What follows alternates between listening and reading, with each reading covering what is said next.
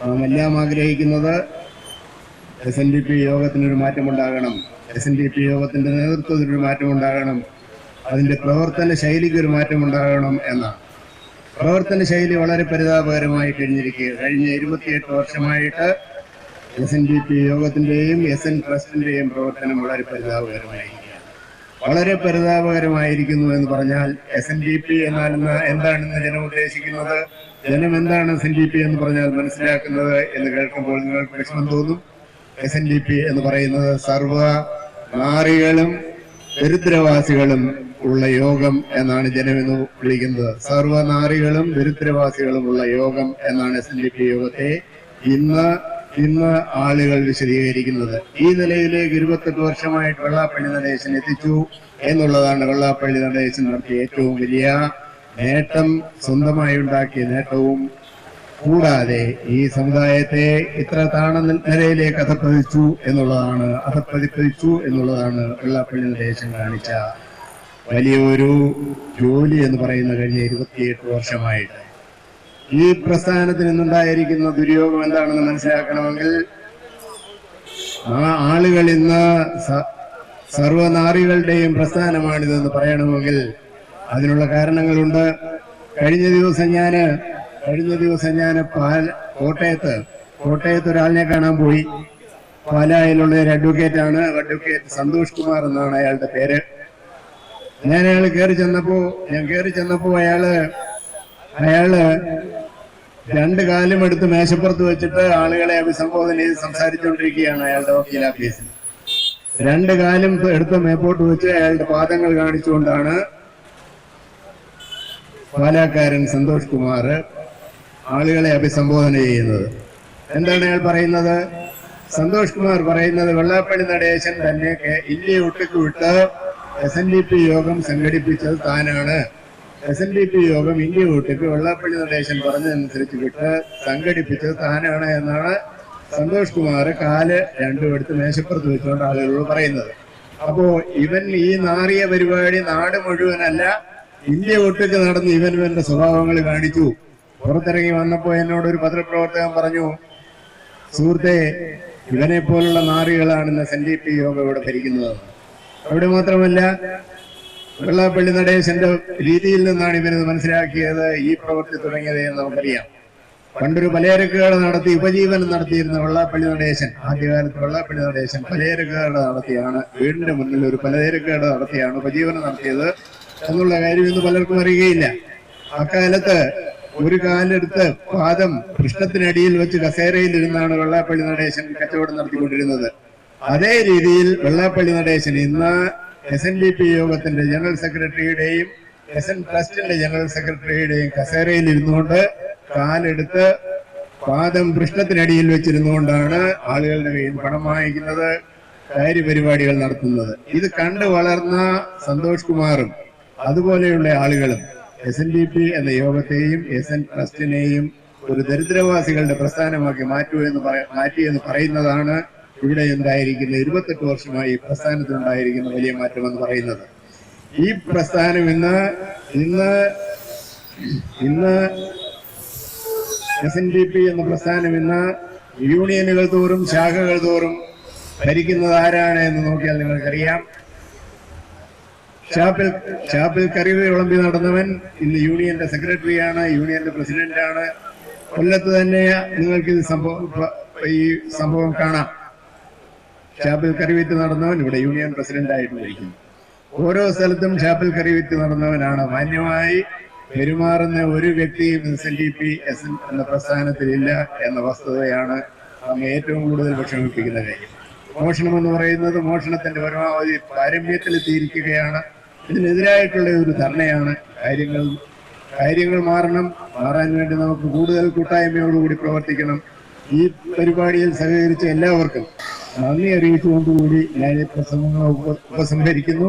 എല്ലാവർക്കും നന്ദി. Thank you. Shri Rajeev sir പറഞ്ഞ് വെള്ളാപ്പള്ളി നടേശന്റെ ഭരണകാലാവധി അവസാനിപ്പിച്ചു. ഞാനൊരു തിരുത്തു പറയുകയാണ്. വെള്ളാപ്പള്ളി നടേശൻ മാത്രമല്ല, ഇരിക്കുന്ന മുഴുവൻ ഭാരവാഹികളും വ്യാജന്മാരാണ്.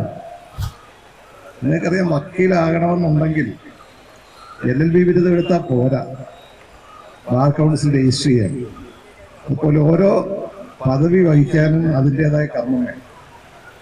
ബാർ കൗൺസിൽ രജിസ്ട്രേഷൻ ഇല്ലാതെ LLB പാസ്സായതിനു ശേഷം അഭിഭാഷകർക്ക് ചെയ്ത് കളയാന്ന് പറഞ്ഞാൽ ഗുരുതരമായ ക്രിമിനൽ കുറ്റകൃത്യത്തിൽ.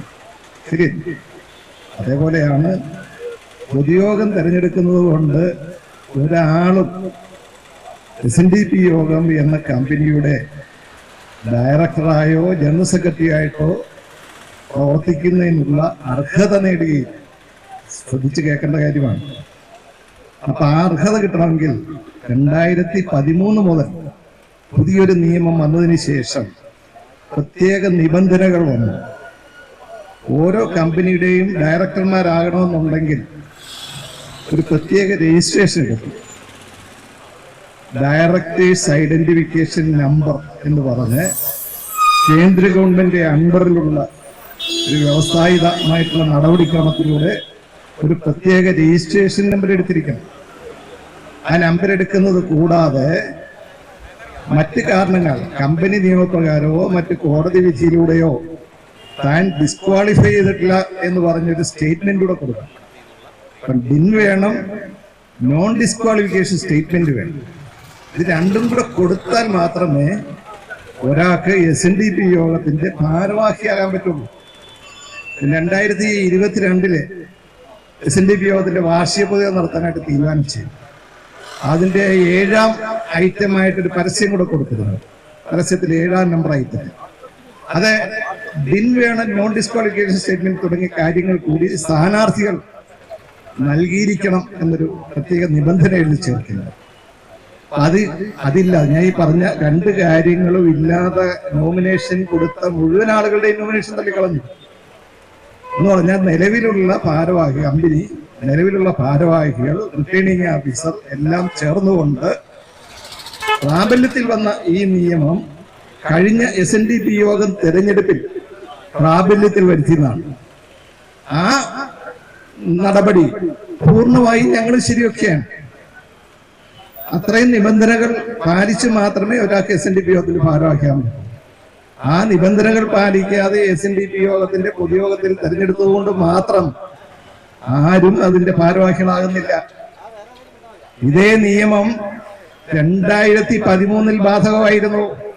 എന്ന് വെച്ചാൽ 2015 തെരഞ്ഞെടുപ്പ് നടത്തിയ വേളയിൽ ഇപ്രകാരമുള്ള നിബന്ധനകൾ പാലിച്ചിരിക്കേണ്ടത് അത്യന്താപേക്ഷിതമായിരുന്നു.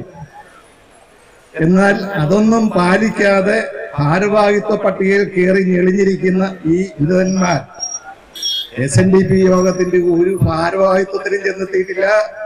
വ്യാജന്മാരായി, പൂർണ്ണമായും നിയമത്തെ ധിക്കരിച്ചുകൊണ്ടുള്ള സമ്പൂർണ്ണ വ്യാജന്മാരായി, തട്ടിപ്പ് വീരന്മാരായി ഈ പദവികൾ അലങ്കരിക്കുന്നതാണെന്നാണ് നിങ്ങൾ ആദ്യം മനസ്സിലാക്കേണ്ടത്. ഇവർക്ക് SNDP യോഗത്തിന്റെ ഒരു കാര്യത്തിലും ഇടപെടാൻ അവകാശമില്ല. അതിന്റെ സാമ്പത്തികം കൈകാര്യം ചെയ്യാൻ അവകാശമില്ല. ഭാരവാഹികളാണെന്നും പറഞ്ഞ് ഞെളിഞ്ഞ് നടക്കാൻ അവകാശമില്ല. യാതൊരുവിധ അവകാശമില്ല. പിന്നെന്തിനാണ് ഇവരെ ഭാരവാഹികളെ കൊണ്ട് നടക്കുന്നുള്ളതാണ് പ്രശ്നം. എന്ന് ചോദിച്ചാൽ എന്നോട് ചില സുഹൃത്തുക്കൾ ചോദിക്കുകയുണ്ടായി, ഞങ്ങൾ നാളെ SNDP യോഗ ഓഫീസിലേക്ക് ചെന്ന് അവിടുത്തെ പുസ്തകം എല്ലാം കൈയടക്കിയാൽ ഞങ്ങളും ഭാരവാഹികളാകില്ലേ എന്ന് ചോദിച്ചു. ഉറപ്പായിട്ടും നിങ്ങളും ആകുമെന്ന് പറഞ്ഞു.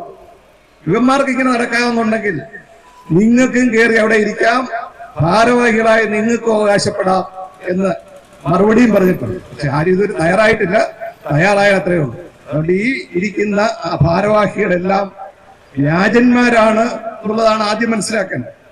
ഈ വ്യാജ ഭാരവാഹികളാണ് ഇന്ന് ഈ മഹാപ്രസ്ഥാനത്തെയും കൊണ്ടു നടന്ന് ഇവിടുത്തെ മുൻ പ്രസംഗങ്ങളിൽ സൂചിപ്പിച്ചതുപോലെ തട്ടിപ്പും വഞ്ചനയും മൊത്തക്കച്ചവടമാക്കി മാറ്റി ഈ സമുദായത്തെ മാത്രമല്ല ഗുരുദേവനെ പോലും വിറ്റ് വിൽപ്പനച്ചരക്കാക്കി മുതലാക്കി മാറ്റിക്കൊണ്ടിരിക്കുന്നു.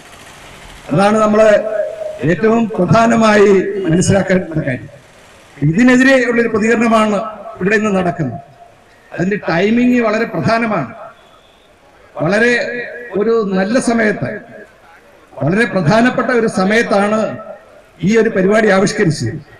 അപ്പോൾ ഞാനും നേരത്തെ ചന്ദ്രസേനൻ വക്കീലുമായിട്ട് പങ്കുവെക്കുമ്പോൾ പറഞ്ഞിട്ടുള്ളൊരു കാര്യമാണ്. പോക്കറ്റിൽ നിന്നും സ്വന്തമായി പൈസ ചെലവഴിച്ചു വരുന്ന ആൾക്കാരുടെ കൂട്ടായ്മയ്ക്ക് മാത്രം ഒരുമ്പെടുക. പണം ചെലവാക്കിയ ഇവിടെ 10-15 പേരെ നമുക്ക് സംഘടിപ്പിക്കാം. അതിനൊരിക്കലും തുനിയരുതെന്ന് ഈ സംഘടനയ്ക്ക് വേണ്ടി, ഗുരുവിന് വേണ്ടി കുറച്ച് സമയം മാറ്റിവെച്ച് അല്പം പൈസ മുടക്കാൻ തയ്യാറുള്ള ആൾക്കാരുടെ കൂട്ടായ്മയ്ക്ക് വേണ്ടി യോജിപ്പിനുമായി തയ്യാറാക്കാൻ പറഞ്ഞു. കാര്യമുണ്ട്, നാളെ ഈ പ്രസ്ഥാനം അവരുടെ കൈകളിൽ ചെന്ന് ചേരും. അല്പം കൂടെ പറയുമ്പോൾ നിങ്ങൾക്ക് അത് മനസ്സിലാവും. അപ്പം ഞാൻ നേരത്തെ പറഞ്ഞത് ഇതിന്റെ വ്യാജരൂപമാണ്. പിന്നെ അടുത്ത് പറഞ്ഞ് ടൈമിംഗ് ആണ്. അടുത്ത കാലത്ത് വെള്ളാപ്പള്ളി നടേശനെ കേസുകളിൽ നിന്നെല്ലാം ഒഴിവാക്കിയെന്നും പറഞ്ഞ് വെണ്ടയ്ക്ക നിരത്തി വെള്ളാപ്പള്ളി നടേശന്റെ ദാസ്യപത്രങ്ങളൊക്കെ എഴുതിയിട്ടുണ്ടായി. എന്തിനാണ്? 5 കേസുകളിൽ മൈക്രോ ഫിനാൻസുമായി ബന്ധപ്പെട്ടാണ്. 5 കേസുകളിൽ വെള്ളാപ്പള്ളി നടേശനെ ഒഴിവാക്കിക്കൊണ്ട് കോഴിക്കോട് വിജിലൻസ് കോടതിയിൽ വിജിലൻസ് പോലീസ് റിപ്പോർട്ട് ഫയൽ ചെയ്തിരിക്കുന്നു. അപ്പം അനുകൂല മാധ്യമങ്ങളും പ്രതികൂല മാധ്യമങ്ങളും എല്ലാം ഒരേ സ്വരത്തിൽ വെള്ളാപ്പള്ളി നടേശൻ കേസുകളിൽ നിന്ന് ഒഴിവായിരിക്കുന്നു. ചുരുക്കം ചില പത്രങ്ങൾ 125 കേസുകളിൽ 5 കേസുകളിൽ റിപ്പോർട്ട് ഫയൽ ചെയ്തെന്നും പറഞ്ഞിരുന്നു. മനസ്സിലായിക്കോട്ടെ. 125 കേസാണ് മൈക്രോ ഫിനാൻസുമായി ബന്ധപ്പെട്ട വിജിലൻസ് എടുത്ത കേസുകൾ അന്വേഷണം നടന്നുകൊണ്ടിരിക്കുന്നത്.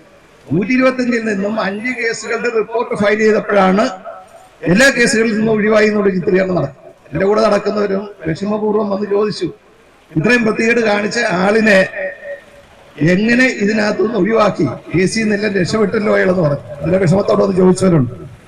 വെള്ളാപ്പള്ളി നടേശൻ ഇരിക്കാൻ പറഞ്ഞാൽ കിടക്കാൻ തയ്യാറുള്ള ആഭ്യന്തര വകുപ്പും ഉദ്യോഗസ്ഥ സംഘവുമാണ് ഇന്നുള്ളത്. അവിടെ കുറച്ച് ചുരുക്കം ചില ആളുകൾ സത്യസന്ധരായിട്ടുള്ളവരുമുണ്ട്. അവര് കൃത്യമായിട്ട് ഈ കേസിലെ കുഴപ്പങ്ങൾ കുത്തിപ്പൊക്കിയെടുത്ത് കൃത്യമായി കേസിനകത്ത് എഴുതി ചേർത്തിട്ടുണ്ട്. ഇവിടെ മൈക്രോ ഫിനാൻസുമായി ബന്ധപ്പെട്ട് അഴിമതികളുടെ കാര്യം പറഞ്ഞു. നടത്തിയ രീതി പറയണ്ടേ? ഞാനിതിനകത്തുള്ള ആളായിരുന്നു. യൂണിയൻ പ്രസിഡന്റാണ്. 1-2 വർഷമല്ല, 30 വർഷം. വെള്ളാപ്പള്ളി നടേശൻ വരുന്നതിൽ 10 വർഷം മുമ്പ് കുട്ടനാട് താലൂക്കിന്റെ യൂണിയൻ പ്രസിഡന്റായിരുന്നു. കുട്ടനാട് ഞാൻ ഇച്ചിരി ഒച്ചത്തില്ല പറഞ്ഞു. ആദ്യത്തെ 1 മുതൽ 25 വരെ ശാഖകൾ ഞങ്ങളുടെ അവിടെയാണ്.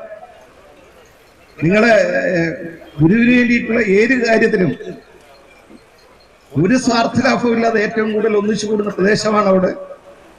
ഏത് കാര്യത്തെയും സംഘടനയിൽ ഇരുന്നുകൊണ്ട് നിയന്ത്രിക്കാൻ പറ്റുന്ന സ്ഥലമാണ്. അത് തല്ലിക്കെടുത്തി, അത് ഛിന്ന ഭിന്നമാക്കി ഈ SNDP യോഗത്തെ എന്നെ കൂടെ പുറത്താക്കി. അതൊന്നും ഇവിടെ വിസ്തരിക്കുന്നില്ല. ഇവിടെ പ്രസക്തമുള്ള കാര്യം പുറത്താക്കിയപ്പോ ഞാൻ പറഞ്ഞു, ഏറ്റവും സന്തോഷമുള്ള കാര്യം നടേശൻ നിയന്ത്രിക്കുന്ന സംഘടനയിൽ ഗുരുദേവൻ ഏതായാലും ഇല്ല. ചരിത്രത്തിലൊന്നും കിടക്കില്ല. ഈ നടേശന്റെയും മകന്റെയും അല്ലെ അവരുടെ കൂടെയുള്ള ആളുകളുടെയും നിഴല് കണ്ടാൽ ഗുരുദേവൻ അതിന്റെ 7 അയലത്ത് നിൽക്കില്ല. ആ സംഘടനയിൽ നിന്ന് എന്നെ പുറത്താക്കിയത് എനിക്ക് ചെയ്ത് കിട്ടാവുന്ന ഏറ്റവും നല്ല സൗഭാഗ്യമെന്നുമാണ്. ഞാൻ പറഞ്ഞു വന്നത്, ഇതിനകത്തിരുന്ന എനിക്ക് ഈ ലോൺ കൊടുത്തതിന്റെ രീതികളെല്ലാം അറിയാം. കുട്ടനാട് SNDP യൂണിയനിൽ ഒരു 2 ലക്ഷം രൂപയുടെ ലോൺ ഈ സംവിധാനത്തിൽ തന്നതാണ്. അവിടെ തന്നത് ആൾക്കാരുടെ കൃത്യമായ പേരും വിവരമൊക്കെ ഞങ്ങൾ കൊടുത്ത് തന്മയിൽ തന്നതാണ്. എന്നാൽ മറ്റ് പല ലോണുകളും എടുത്തിട്ടുള്ളത് മഹേശൻ അവിടെ ഇരുന്ന് മുട്ടയിൽ തയ്യാറാക്കിയ ലിസ്റ്റാണ്. വ്യാജ അഡ്രസ്സും വ്യാജ ഒപ്പുകളും വ്യാജ വിവരങ്ങളും ചേർത്താണ് ലോൺ എടുത്തേക്കുന്നത്. ലോൺ കിട്ടണമെന്നുണ്ടെങ്കിൽ അതിനാദ്യം 2 സ്റ്റെപ്പാണ്. ഒന്ന്, ഇതിനൊരു പ്രൊജക്ട് റിപ്പോർട്ട് തയ്യാറാക്കി കൊടുക്കണം. ഓരോ ഗ്രൂപ്പിനും ഇന്ന കാര്യങ്ങൾ നടത്താൻ ഇത്ര ലക്ഷം രൂപയുടെ ആവശ്യമുണ്ട് എന്ന് പറഞ്ഞൊരു പ്രൊജക്ട് റിപ്പോർട്ട് കൊടുക്കണം. അതില് സംഘങ്ങളുടെ ഒപ്പ് വേണം. ആ ഒപ്പൊന്നും ഇല്ലാതെ അതെല്ലാം മുട്ടയിലിരുന്ന് മഹേശനും വെള്ളാപ്പള്ളി നടേശനും കൂടെ ഒപ്പിട്ട് കൊടുത്താണ് അത് സബ്മിറ്റ് ചെയ്തത്. അതിനുശേഷം ലോൺ ആപ്ലിക്കേഷൻ കൊടുക്കണം. അതിലും സംഘങ്ങളുടെ എല്ലാം ഒപ്പ് വേണം. വ്യാജ സംഘങ്ങളുടെ ഒപ്പ് വ്യാജമായിട്ടാണ് അതും കൊടുത്തേക്കുന്നത്. അതിനുശേഷം ഇടയ്ക്ക് അതിന്റെ യൂട്ടിലിറ്റി സർട്ടിഫിക്കറ്റ് എന്നും പറഞ്ഞ് കൊടുക്കണം. പിന്നെ അതിന്റെ കംപ്ലീഷൻ സർട്ടിഫിക്കറ്റ് കൊടുക്കണം. ഇതെല്ലാം കൊടുക്കുന്നത് ആരാണ്? SNDP യോഗം ജനറൽ സെക്രട്ടറി ഒപ്പിട്ടാണ് കൊടുത്തേക്കുന്നത്. വ്യാജ സംഘങ്ങൾ ഉണ്ടാക്കി വ്യാജമായി ഒപ്പിട്ട് ഏറ്റവും വലിയ ഫ്രോഡ് കാണിച്ച് ഏതാണ്ട് 15 കോടി രൂപയോളമാണ് ഇതിനകത്തുനിന്ന് എടുത്തേക്കുന്നത്. ഇതിലെല്ലാം വ്യക്തമായ തെളിവുള്ളതാണ്. ഇതിലെല്ലാം ഭംഗിയായിട്ട് കുറച്ചേറെ കാര്യങ്ങൾ ചേർത്തല, കോട്ടയം യൂണിയൻ തുടങ്ങിയിട്ടുള്ള സ്ഥലങ്ങളിൽ നിന്നും റെയ്ഡ് ചെയ്ത് ഇതുപോലെ പരസ്യമായി ചെയ്തില്ലെങ്കിലും ഓഫീസിൽ ചെന്ന് പിടിച്ചെടുത്ത് കേസിനകത്ത് ഒരു ഇൻക്ലൂഡ് ചെയ്തിട്ടുണ്ട്. 5 കേസുകൾ നമ്മുടെ കോഴിക്കോട് വിജിലൻസ് കോടതി കൊടുത്തിട്ടുണ്ട്. അത് 1-ാം ഘട്ടം. കോഴിക്കോട് വിജിലൻസ് കോടതി ഇത്രയും ഉണ്ടായിട്ടും അവിടെ കൊടുക്കാൻ കാര്യം എന്താണ്? അതിനകത്ത് ഒരു അടവ് നയമുണ്ട്. ഞങ്ങൾ ഇതിന്റെ പുറകെയുണ്ട്. ഞാനും ചന്ദ്രസേനും വക്കീലും ഇതിന്റെ പുറകെയുണ്ട്. നിയമപരമായ വിഷയങ്ങൾ ചെകഞ്ഞെടുത്തുകൊണ്ട് ഇയാളെ കളയാൻ നിയമപരമായ ഫൈറ്റിലൂടെ സാധിക്കുള്ളൂ എന്ന് അറിഞ്ഞുകൊണ്ട് തന്നെ ആ ഫൈറ്റിലൂടെ നീങ്ങുന്നവരാണ് ഞങ്ങൾ ചകഞ്ഞപ്പോഴേ അതിനകത്തൊരു കാര്യമുണ്ട്. ഒരു ഹൈക്കോടതി ജഡ്ജിന്റെ മകൾക്ക് നിയമനം കൊടുത്തിട്ടില്ലേ? ഇവിടെ ദാസ്യനായിട്ട് അവിടെ പോയി കല്യാണത്തിനും മറ്റും ഭക്ഷണ സാധനങ്ങൾ വിളമ്പാൻ വരെ മുണ്ടും മുറുക്കിയെടുത്ത് നിൽക്കുന്ന ഒരു ബിരുദനാണ്. കൊല്ലംകാരനാണെന്ന് ഞാൻ മനസ്സിലാക്കി വെച്ചത്. ആ ബിരുദൻ ഒരു മോക്ക് അഡ്മിഷൻ കിട്ടി. ജോലി കൊടുത്തപ്പോ ഇദ്ദേഹത്തിന് സ്വാധീനിക്കാൻ പറ്റുന്ന, കൂടുതൽ സ്വാതന്ത്ര്യമായി ഇടപെടാൻ പറ്റുന്ന വിജിലൻസ് ജഡ്ജുള്ള സ്ഥലമാണ് കോഴിക്കോട് എന്നുള്ള കാഴ്ചപ്പാടിലാണ് അവിടെ കൊണ്ട് 5 റിപ്പോർട്ടുകൾ കൊടുത്തേക്കുന്നത്. അതുകൊണ്ട് കാര്യം അവസാനിക്കുന്നു നടേശൻ വിചാരിക്കണ്ട. ജഡ്ജി കാര്യങ്ങൾ ചെയ്യുമ്പോൾ അതിന്റെ മുറയ്ക്ക് ഞങ്ങളും അതേ കടിച്ചു തോന്നും. ആ കേസുകളും തെളിവുകളും എല്ലാം ഞങ്ങൾക്ക് വ്യക്തമായിട്ട് അറിയാവുന്നതാണ്. ഹൈക്കോടതി മുമ്പാകെ പരിശോധിക്കപ്പെടും. വിജിലൻസ് കോടതിയിൽ വിജിലൻസ് ജഡ്ജി പരിശോധിച്ചുകൊണ്ടിരിക്കുകയാണ്. അതുകൊണ്ട് അവസാനിക്കില്ല. അത് മോശമായ തരത്തിലുള്ള തീരുമാനമാണ് എടുക്കുന്നതെങ്കിൽ തീർച്ചയായിട്ടും ആ മാറ്റർ ഹൈക്കോടതി മുമ്പാകെ ഉയർത്തപ്പെടും. അത് ഇതിൽ മാത്രമല്ല, ഈ 125 കേസുകളിലും ഇതുണ്ടാകും. 125 കേസുകളിലും ഇതുണ്ടാകും. പിന്നെ ഒരു സമരസപ്പെട്ടുകൊണ്ട് 10-20 കേസുകൾ ഞങ്ങൾ തെളിവോടെ സമർപ്പിക്കാം എന്നൊരു പൊതുചർച്ച നടപ്പുണ്ട്. അത് നടത്തപ്പെടുകയാണെങ്കിൽ അത് നടക്കട്ടെ. ഏതായാലും ഈ കേസിൽ നിന്നും സാക്ഷാൽ ദൈവം തമ്പുരാൻ ഇറങ്ങി വന്ന് നടേശനെ രക്ഷിക്കാമെന്ന് വിചാരിച്ചാലും അതൊരിക്കലും സാധിക്കാത്ത കാര്യമാണ്. താൽക്കാലികമായി ജനങ്ങളെ പറ്റിക്കാനുള്ള രണ്ടും വീമ്പും ഇറക്കി നടത്താനേ സാധിക്കുള്ളൂ എന്ന് ഞാൻ അടിവരയിട്ട് പറയുകയാണ്. ഇത് പറയുന്നത് ചുമ്മാതെയല്ല. വിവിധ കേസുകൾ നടത്തി ഞങ്ങൾ മുന്നേറിക്കൊണ്ടാണ്. ഞാൻ നേരത്തെ പറഞ്ഞു, നടേശന് വിവിധ കേസുകളുടെ കാര്യങ്ങളുള്ള ഒത്തിരി നിരവധി കാര്യങ്ങളുണ്ട്. എനിക്കൊന്നും കൂടുതൽ കിടക്കുന്നില്ല. എന്നാലും ഞങ്ങൾ 125 കേസുകൾ എന്ന് പറയുമ്പോൾ നമ്മൾ ഈ ചെവിക്കുള്ള ഇറക്കിയാൽ മതിയോ? 125 തട്ടിപ്പ് കേസുകൾ, സാമ്പത്തിക തട്ടിപ്പ് കേസുകൾ, കൃത്രിമ രേഖകളുണ്ടാക്കിയുള്ള സാമ്പത്തിക തട്ടിപ്പ് കേസുകളാണ്. കേരളത്തിൽ മറ്റൊരു ക്രിമിനൽ കൂടെ ഉണ്ടോ? അന്വേഷിക്കും. ഏറ്റവും കൂടുതൽ ഇതേപോലെയുള്ള സാമ്പത്തിക തട്ടിപ്പ് കേസുകളിലെ പ്രതി ആരാണ് ഉപയോഗിച്ചത്? നടേശനാണ്. കേരളത്തിന്റെ ചരിത്രത്തിൽ അതിന്റെ ഒരു അവകാശം ഉണ്ടാക്കിയെടുക്കാൻ മറ്റൊരാൾക്ക് സാധിക്കില്ല. ഇനി ഇന്ത്യയിലാകെ തപ്പി നോക്ക്, ഒരിക്കലും സാധിക്കില്ല. ഇനി ലോകത്ത് എവിടെയെങ്കിലും ഒരു രാജ്യത്ത് ഇതേപോലെ ഒരു വീരനുണ്ടോ എന്നുള്ളത് പരിശോധിച്ച് നോക്കൂ. ആ 125ന്റെ കൂട്ടത്തിൽ കുറച്ച് കേസുകൾ കൂടെയുണ്ട്. കൊല്ലംകാർക്കറിയാം ജൂബിലി ഫണ്ട് തട്ടിയെടുത്ത കേസിന്റെ കാര്യം സുപ്രീം കോടതിയിൽ പോയി കിടപ്പുണ്ട്. അതുകൂടാതെ മഹേശൻ ആത്മഹത്യ ചെയ്ത കേസ് എന്തിനു പറയുന്നു? മഹേശൻ തന്റെ മുതലാളിയുടെ പ്രവർത്തന പാരമ്പര്യങ്ങൾ ഇച്ചിരി വിശദീകരിച്ചായിരുന്നു ആത്മഹത്യയെക്കുറിച്ച്. എല്ലാം ഞാൻ എടുത്ത് പറയുന്നില്ല. എന്റെ മുതലാളി ബിനാമി ഷാപ്പുകാരനാണെന്ന് പറഞ്ഞു. എനിക്ക് നേരിട്ടറിയാവുന്നതാണ്. വൈക്കത്തും കോട്ടയത്തിന്റെ വിവിധ സ്ഥലങ്ങളിൽ, ചേർത്തല, ആലപ്പുഴ, ഹരിപ്പാട്, പാലക്കാട് തുടങ്ങിയിട്ടുള്ള വിവിധ സ്ഥലങ്ങളിൽ മഹേശന് ബിനാമി ഷാപ്പുണ്ട്. മഹേശനല്ല, വെള്ളാപ്പള്ളി നടേശൻ ഓരോ ബിനാമികളെ വെച്ച് നടത്തിയാണ്. ആ ബിനാമി ഷാപ്പുകൾ നടത്തി ചേർത്തല സ്ഥലത്ത് കള്ള് മാത്രമല്ല കൊടുക്കുന്നത്, കള്ളിനകത്ത് കഞ്ചാവോട് ചേർത്ത് കൊടുക്കും.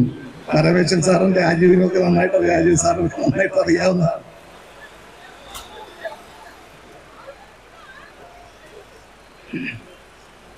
SNDP യോഗത്തിന്റെ സാരഥ്യമുള്ള ഇതിൽ പരം വലിയൊരു യോഗ്യത വേണോ? കള്ള് ഷാപ്പ് നടത്തുക, മദ്യവ്യവസായി ഇരിക്കുക എന്ന് മാത്രമല്ല, മദ്യത്തിനകത്ത് സ്വാദ് കൂട്ടാൻ കഞ്ചാവ് ചേർത്ത് വിൽപ്പന നടത്തുകയാണ്. വെള്ളാപ്പള്ളി നടേശനെ അത് പ്രതിയാക്കാൻ പറ്റില്ല. പ്രതിയാക്കാൻ ആലോചിക്കുന്ന ഉദ്യോഗസ്ഥനെ അവിടെ കാണില്ല, കാലും കഴിയും കാണില്ല. കാര്യമുണ്ട്. നടേശൻ ചെറിയ ആളല്ല. SNDP യോഗത്തിന്റെ നേതാവായിട്ട് ഞാൻ പറഞ്ഞില്ല, വ്യാജ ആളായിട്ട് ഇരിക്കുകയാണ്. മറിച്ച് കേരളത്തിലെമ്പാടുമുള്ള ഗുണ്ടകളുടെ രാജാവാണ്. SNDP യോഗത്തിന് ജനറൽ സെക്രട്ടറി ആയിട്ടല്ല ഇരുന്നത്, ഗുണ്ടകളുടെ നേതാവായിട്ടാണ് ഇരുന്നത്. യൂണിയൻകാരി എന്നാൽ കാല് തൊട്ടി വന്നിക്കണം കുറഞ്ഞ വർഷം. അതുകൂടാതെ മുഖസ്തുതി പറയണം.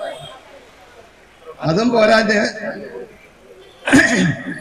ഇവിടെ പറയുന്ന കിമ്പളം എത്തിക്കുന്ന പരിപാടിയുണ്ട്. വീതപ്രകാരമുള്ള കിമ്പളം അവിടെ എത്തിക്കണം. പിന്നെ പൊതുയോഗത്തിൽ വിളിച്ചു വരുത്തിയാൽ പുള്ളിയെ കഴിഞ്ഞ് വേറെ ആരുമില്ല എന്നുള്ള പ്രസംഗങ്ങൾ നടത്തും. ഈ മാതിരി പ്രവർത്തനങ്ങളെല്ലാം നടത്തിയാൽ മാത്രമേ യൂണിയൻ ഭാരവാഹികളെ യൂണിയൻ ഭാരവാഹികളായിട്ട് അംഗീകരിക്കുകയുള്ളൂ. അപ്പം നമ്മൾ തിരക്കി വന്നപ്പോൾ ഇപ്പം വെള്ളാപ്പള്ളി നടേശൻ ഒരു വ്യാജ ഭാരവാഹിയായിട്ട് ഇരിക്കുകയാണ് എന്ന് ഞാൻ പറഞ്ഞു. ആ നിലയിൽ വ്യാജന്മാരായിട്ടുള്ള നിരവധി ആളുകളെ ചേർത്ത് ഗുണ്ടാ സെറ്റപ്പിന് ഉതകുന്ന ആളുകളെ ഉപയോഗിച്ച് നിരവധി യൂണിയനുകൾ പിടിച്ചെടുത്ത് കൈപ്പിടിയിൽ അമർത്തി വെച്ചിരിക്കുകയാണ്. എന്തിനാണ് കള്ള ലിസ്റ്റ് ഉണ്ടാക്കണം, പ്രതിനിധി ലിസ്റ്റ് ഉണ്ടാക്കണം. ശാഖകളിൽ നിന്നും വോട്ട് ചെയ്യാൻ വരുന്ന ആളുകളുടെ കള്ള ലിസ്റ്റ് ഉണ്ടാക്കി തനിക്ക് അനുകൂലമാക്കി മാറ്റിയെടുക്കണം. അതിനുവേണ്ടിയാണ് ഇപ്രകാരം ഗുണ്ടകളെയും മറ്റും അണിനിരത്തിക്കൊണ്ട് യൂണിയനുകളെല്ലാം പിടിച്ചുവിട്ടു. ആ മോഹങ്ങൾക്കെല്ലാം മങ്ങലേൽപ്പിച്ചുകൊണ്ട് ആ പ്രതീക്ഷകളെയെല്ലാം തകിടം മറിച്ചുകൊണ്ടാണ് എല്ലാവർക്കും വോട്ടവകാശം ഉള്ള നിലയിൽ നമ്മൾ ഹൈക്കോടതിയിൽ നിന്നും ഉത്തരവ് സമ്പാദിച്ചു. ഉത്തരവ് സമ്പാദിച്ചപ്പോഴ് നിരവധി അവകാശികൾ ഇവിടെ ഉണ്ട്. അതിന് മുൻകൈ എടുത്ത് ചന്ദ്രസേനൻ വക്കീലൊക്കെ ഔട്ടു. കൊല്ലത്ത് നടന്ന സംഭവമാണ്. ഞങ്ങളതോർത്ത് ഞങ്ങൾക്കിത് രസമായിട്ട് ഞങ്ങൾ എടുക്കുന്നു. ഈ വെള്ളാപ്പള്ളി നടേശനെ എതിർക്കുമ്പോഴേ അഭിമുഖീകരിക്കുന്ന ഏറ്റവും വലിയ പ്രശ്നം ഇതാണ്. എതിരാളികൾ എന്നും പറഞ്ഞ് ഒത്തുകൂടി വരുന്നവര് ഒരു ഘട്ടം കഴിയുമ്പോൾ അയാളുടെ ദാസ്യന്മാരായിട്ട് മാറും. തനിക്ക് പ്രമാണിയാകണമെന്നും പറഞ്ഞ അവന്മാരുമില്ല. ഒരു പൈസ പോലും മുടക്കില്ലാതെ വക്കാലത്തിൽ വീട്ടിലിരുന്ന് ഒപ്പിട്ട് കൊടുത്ത വക്കാലത്തും വാങ്ങിച്ചുകൊണ്ട് ചന്ദ്രസേനൻ വക്കീൽ വന്ന് ഞാനും ഉണ്ടായിരുന്നു. വക്കീലിനെ ഏൽപ്പിച്ച് കേസ് നടത്തിയത്. എല്ലാവർക്കും വോട്ടവകാശം. നിർണായകമായ കാൽവെപ്പ് കേസിന്റെ കാര്യത്തിൽ നമ്മൾ നേടിയെടുത്ത കേസിനാണ്. ആ കേസിനകത്ത് പറഞ്ഞിരിക്കുക, കേസിനകത്ത് പേരെഴുതി എന്ന് പറഞ്ഞ ആളിനെ കൊണ്ട് നമ്മുടെ കൂടെ നിന്നിരുന്ന ആളുകൾ എന്ന് വിചാരിക്കുന്നവര് തെറ്റായ പ്രചരണമാണ് അഴിച്ചുവിട്ടത്. താനാണ് നടത്തിയത്, താനാണ് കേസ് കൊടുത്തത്. ചന്ദ്രസേനൻ വക്കീലിന് ഒരു ബന്ധവും ഇല്ലെന്ന് പറഞ്ഞ അവിടെ 4 അയലത്ത് ഇനി കേസ് നടത്തുന്നത് വന്നിട്ടില്ല. നിയമപരമായിട്ടുള്ള കാര്യം ABCD അറിഞ്ഞുകൂടാ. പറയിച്ചത് ഇതിനകത്ത് തന്നെ ഉള്ളവന്മാരാണ്. എന്നൊരു ചൊല്ലുണ്ട്. ഈ നമുക്ക് വെള്ളാപ്പള്ളി നടേശനെ അനുകൂലിക്കുന്നവരെയും കാണുമ്പോഴേ ആശങ്കയ്ക്കോട് എതിരില്ലാതെ എതിരിടാനും എതിർമനോഭാവത്തോടെ നയിക്കാനും നമുക്കൊരു മടിയുമില്ല. പക്ഷെ നമ്മുടെ സഹോദരന്മാരെന്നും പറഞ്ഞ് ഒത്തുകൂടിയിട്ട് കാണിക്കുന്ന ഈ കോപ്പായം കാണുമ്പോഴേ അവിടുത്തെ ഒരു ചൊല്ലുണ്ട്. അതുകൊണ്ട് കാട്ടില് മരങ്ങളെല്ലാം ഉത്സാഹിച്ചും പ്രണയിച്ചും ജീവിക്കുക. ഇടയ്ക്ക് ഒരു സന്ദർഭത്തില് കുറച്ച് ആളുകൾ മനുഷ്യന്മാരവിടെ കയറുകയാണ്. അവർ നോക്കിയാൽ കുഴപ്പമില്ല, ആശങ്കയൊന്നുമില്ല, അങ്ങനെ പൊക്കോട്ടെ എന്ന് വിചാരിച്ചു. ഇച്ചിരി കഴിഞ്ഞപ്പോഴേ ഈ മനുഷ്യന്മാരുടെ കൂട്ടത്തിൽ കുറച്ച് മരങ്ങൾ കൂടി പങ്കെടുത്തുകൊണ്ട് ഇടയ്ക്കൂടെ ചെല്ലുന്നുണ്ട്. അപ്പം വലിയ മരങ്ങളെല്ലാം പേടിച്ചു. കൊച്ചുമരങ്ങള് എന്തോ കുഴപ്പം, നേരത്തെ പേടിയില്ലായിരുന്നു, ഇപ്പൊ എന്താ പേടിക്കാനെന്ന് പറഞ്ഞു. പറഞ്ഞ അവന്റെ കയ്യിലിരിക്കുന്ന ഒരു ലോഹ സാധനം കണ്ടോ, അതിനകത്ത് നമ്മുടെ ഇടയിൽപ്പെട്ടവന്മാർ കുറച്ചുപേര് കയറി നിൽക്കുന്നെന്ന് പറഞ്ഞു. ഏതാ? കോടാലി കൈകള്. കോടാലിയാണ് മരങ്ങളെ കയറിയിരിക്കണ്ടേ. നമ്മുടെ ആളുകൾ അകത്ത് കയറിയിരിക്കുന്നതാണ് ഇതിനകത്തെ പ്രശ്നമെന്ന് പറഞ്ഞു. അതേപോലെയാണ് വെള്ളാപ്പള്ളി നടേശനെ എതിർക്കാൻ കച്ചകെട്ടി ഇറങ്ങിയിരിക്കുന്നവരാണെന്നും പറഞ്ഞ് കുറച്ച് മഹാന്മാര് നടക്കുന്നത്. അവരെ ഒന്നും നമുക്ക് വിശ്വസിക്കാൻ പറ്റുന്നവരല്ല. സമ്പത്ത് കണ്ടാൽ വെള്ളാപ്പള്ളി നടേശൻ കൈയിട്ട് വീശിയാൽ ഇമാരി പലരും പോകും. ഇതിനൊക്കെ ആവശ്യവും പണവും പദവിയുമാണ്, അല്പം പ്രശസ്തി. ഈ കൂട്ടരെ ഒന്നും വിശ്വസിക്കണ്ട. എനിക്ക് ചന്ദ്രസേനൻ വക്കീലോട് പറഞ്ഞിട്ടുണ്ടെന്ന് പറഞ്ഞു. എനിക്ക് SNDP പെട്ടവരാരാണെന്ന് പറഞ്ഞു മനസ്സിലാക്കേണ്ട കാര്യമില്ല. 30 വർഷം ഇതിന്റെ ഇടയിലൂടെ ഇവരുടെ ശാസ്ത്രങ്ങളും ബുദ്ധിമുട്ടും എല്ലാം കണ്ട് ജീവിച്ച ആളാണ്. ഞങ്ങൾ ഈ കാര്യത്തിൽ വെള്ളാപ്പള്ളിയുടെ സ്ഥിതിരെ മൂവ് ചെയ്യാം എന്ന് പറഞ്ഞപ്പോൾ ചന്ദ്രസേനൻ വക്കീലും ഞാനും ആദ്യം കണ്ടപ്പം തന്നെ ഞാൻ പറഞ്ഞു, എനിക്ക് ഈ ജനങ്ങളെയൊന്നും വിശ്വാസമില്ല. നിയമപരമായ ഫൈറ്റിന് കൂട്ടുണ്ടോ? എനിക്കൊരു കൂട്ടുകാരനെ വേണം. വേറെ ആരും വേണ്ട, നമുക്കിത് മുന്നോട്ട് നയിക്കാം എന്ന് പറയുന്നത് ഇരിപ്പുണ്ട്. ഞാനുണ്ടെന്ന് പറഞ്ഞു. ഞാനൊരു ചെറിയ മടിയനാണ്, ഒരു കൂട്ടുകൊടുക്കണം, അതുകൊണ്ടാ പറയുന്നത് ഉണ്ടെന്ന് പറഞ്ഞു. ഞങ്ങൾ രണ്ടും ഇറങ്ങിയ തേരോട്ടമാണ്. ആ തേരോട്ടം ഇന്ന് അതിന്റെ ഏറ്റവും അവസാന ഘട്ടത്തിലേക്ക് വന്ന് നിൽക്കുകയാണ്. ഞാൻ നേരത്തെ പറഞ്ഞപ്പോ ഒരു കാര്യം വിട്ടുപോയി. ഇന്ത്യയിലെ ഏറ്റവും വലിയ കൂടുതൽ കേസുകളിൽ, തട്ടിപ്പ് കേസുകളിൽ പ്രതിയായിട്ടുള്ള ആളാണ് വെള്ളാപ്പള്ളി നടേശൻ എന്ന് പറഞ്ഞു. അത് അദ്ദേഹത്തെ കുറച്ച് കാണലാണ്. ഇന്ത്യയിലല്ല, ലോകത്ത് തന്നെ ഇത്രയും കേസിൽ ഒരേ കാലഘട്ടത്തിൽ തട്ടിപ്പ് കേസുകളിൽ പ്രതിയായിട്ടുള്ള മറ്റൊരാളും കാണിയില്ല. നിങ്ങൾ അന്വേഷിച്ചു. അതുകൊണ്ട് ഈ കാര്യത്തിൽ വല്ല നോബൽ സമ്മാനം ഏർപ്പെടുത്തിയാൽ വെള്ളാപ്പള്ളി നടേശൻ മറ്റാർക്കും കൊടുക്കില്ല. SNDP യോഗത്തിന്റെ ജനറൽ സെക്രട്ടറി ആകാൻ ഇതിലും വലിയ യോഗ്യത വേണോ? അത് പോരാന്നുണ്ടെങ്കിൽ മദ്യഷാപ്പ് നടത്തുന്നു എന്നുള്ളതല്ല, മദ്യത്തിനകത്ത് കഞ്ചാവും മയക്കുമരുന്നും ചേർത്ത് കൊടുക്കുന്നു എന്നുള്ള ഒരു അടുത്ത യോഗ്യതയായിട്ട് പരിഗണിച്ചപ്പോൾ അതിനും വലിയ പരമയോഗ്യത വേണം. അപ്പൊ അങ്ങനെ പരമയോഗ്യത പുറത്ത് പരമയോഗ്യതയുള്ള മഹാനായിട്ടുന്ന വാണരുളുന്ന വെള്ളാപ്പള്ളി നടേശൻ ഇപ്പൊ ഏതാണ്ട് നിർജീവാവസ്ഥയിലാണ്. നമ്മുടെ വെന്റിലേറ്ററിൽ എത്തിയിരിക്കുന്ന സാഹിത്യമാണ്. അത് നമ്മുടെ ചെയർമാൻ, വർക്കിംഗ് ചെയർമാൻ ഇവിടെ സൂചിപ്പിച്ചതുപോലെ കാലാവധി കഴിഞ്ഞു പോയെന്ന് പറഞ്ഞു. ഇങ്ങോട്ട് പോയത് പറഞ്ഞു. ഒരു കാര്യം കൂടെ പറഞ്ഞ് അവസാനിപ്പിക്കാം. കാലാവധി കുറഞ്ഞു പോയത് മാത്രമല്ല, കണക്കുകളും ആനുവൽ റിട്ടേണും കൃത്യമായി നമ്മുടെ രജിസ്റ്റർ മുമ്പായി കൊടുത്ത് ഫീസ് കൊടുക്കണം, ട്രഷറി ഫീസ് അടയ്ക്കണം. അവിടെ വൃത്തിയോടൊന്നും കാണിക്കാൻ പറ്റില്ല. നടേശൻ കയറി 2006 മുതൽ ആ ജോലി ചെയ്തിട്ടില്ല. 2013 പുതിയ നിയമം വന്നപ്പോൾ 3 വർഷം തുടർച്ചയായി കൊടുത്തില്ലെങ്കിൽ ഡിസ്ക്വാളിഫൈഡ് ആയി മാറി. ഓട്ടോമാറ്റിക് ആയിട്ടാണ് ഡിസ്ക്വാളിഫിക്കേഷൻ. അത് സർക്കാരിന്റെ പ്രത്യേക തീരുമാനങ്ങൾ, അഡ്മിനിസ്ട്രേറ്റീവ് ഓർഡറോ ഒന്നും വേണ്ട. 2020 മുതൽ ആ പോരാട്ടത്തിലാണ് ഞങ്ങള്. 3 പ്രാവശ്യം ശ്രീ MK സാനു ഉൾപ്പെടെ കൊടുത്ത റിക്വറ്റേഷൻസ് സംസ്ഥാന സർക്കാരിന് അയച്ചു കൊടുത്തു. ഉദ്യോഗസ്ഥൻ തട്ടുകയാണ്, നിയമത്തെ പരിപൂർണമായി ലംഘിച്ചുകൊണ്ട് നിയമവിരുദ്ധമായി തട്ടുകയാണ്. വീണ്ടും ഹൈക്കോടതി പോവുകയാണ്. അപ്പൊ 3ാം തവണ ഹൈക്കോടതിയിൽ ഞങ്ങൾ തിരികെയാണ്. 3 റിക്വറ്റേഷൻ ഇപ്പൊ പെൻഡിങ് ആണ്. ഒരു കേസിൽ വാദിച്ചന്ദ്രസേൻ മക്കിൽ, ഒരു കേസില് സാനു മാസ്റ്റർമാണ്. അപ്പൊ അതിൽ ഇനിയും വലിയ അമാന്തമൊന്നും വിചാരിക്കാൻ പറ്റില്ല. താമസം വിന ഞാൻ നേരത്തെ സൂചിപ്പിച്ച പോലെ ഡിന്നിന്റെ ആസ്പെക്ട്, ഡിസ്ക്വാളിഫിക്കേഷന്റെ ആസ്പെക്ട് എടുത്തിട്ടുണ്ട്. അതിലൂടെ ഈ നടേശൻ മാത്രമല്ല, ഈ സംഘവും വെന്റിലേറ്ററിൽ കയറി കിടക്കുകയാണ്. പ്ലഗ് ഊരാൻ ഗവൺമെന്റിന് 3 അവസരം കിട്ടിയിട്ട് ഊരിയില്ല. താമസിയാതെ കോടതി അത് ചെയ്തു. അതുകൊണ്ട് നടേശൻ ഇതിലൂടെ പുറത്താകാൻ വലിയ കാലവിളംബമില്ല, വെയിറ്റ് ആൻഡ് സീ എന്ന് പറയും. ഒറ്റ കാര്യം കൂടെ പറഞ്ഞിട്ട് അവസാനിപ്പിക്കാം. സമ്പൂർണ്ണ ശുദ്ധകലശോടെ ഞങ്ങൾ ലക്ഷ്യമിട്ടേക്കട്ടെ.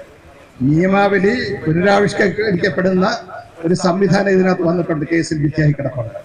അത് പരിശോധിച്ച് വന്നപ്പോഴാണ് വെള്ളാപ്പള്ളി നടേശന്റെ കാലത്ത് കൊടുത്തിട്ടുള്ള 25 ലക്ഷം അംഗത്വം നിയമവിരുദ്ധമായി കൊടുത്തിട്ടുള്ളതാണെന്ന് മനസ്സിലാക്കിയിട്ടുണ്ട്. ഇതിനകത്തിരിക്കുന്ന ചിലർക്കും ആ അംഗത്വം കാണും. ഫീസ് അടയ്ക്കാതെയും അറിയിക്കാതെയും വെള്ളാപ്പള്ളി നടേശനും യൂണിയൻകാരും കൂടെ ചേർത്ത് വെച്ചിട്ടുള്ള മുഴുവൻ അംഗത്വം ഇതിനകത്തൊന്ന് പോകും. പുതിയ നിയമാവലി SNDP യോഗത്തിന് വരും. അടുത്ത നൂറ്റാണ്ടിൽ ഈ പ്രസ്ഥാനത്തെ ഗുരുവിന്റെ പ്രസ്ഥാനമായി നയിക്കാനുള്ള നിയമാവലി താമസം വിന ഇതിനുണ്ടാകുന്നു. ഒരുപക്ഷെ സ്വല്പ സമയമെടുത്തേക്കാം. അതുകൊണ്ട് വിജയപഥത്തിൽ ഈ പ്രസ്ഥാനത്തെ അടുത്ത നൂറ്റാണ്ടിൽ നവീകരിച്ചെടുക്കാനുള്ള ലക്ഷ്യത്തിൽ നമ്മളിത് റീച്ച് ചെയ്തുകൊണ്ടിരിക്കുന്ന സമയത്താണ് നിങ്ങൾ ഒത്തിക്കുന്നത്. നീട്ടുന്നില്ല. ആ നിലയിൽ നമ്മുടെ ഈ പോരാട്ടവും ജനങ്ങളെ പ്രബുദ്ധമാക്കാൻ വേണ്ടി നടത്തുന്ന ഇത്തരം പരിപാടികൾ ഉണ്ടാകണം. മാധ്യമങ്ങളെ നിന്ന് നോക്കേണ്ട, സോഷ്യൽ മീഡിയ ആശ്രയിച്ച് ആ മുന്നേറ്റം നടത്തണം എന്നുകൂടി പറഞ്ഞുകൊണ്ട് നിങ്ങൾക്ക് ഒരിക്കൽ കൂടി അഭിവാദ്യങ്ങൾ അർപ്പിച്ചുകൊണ്ട് ഞാൻ അവസാനിപ്പിക്കുന്നു. നന്ദി.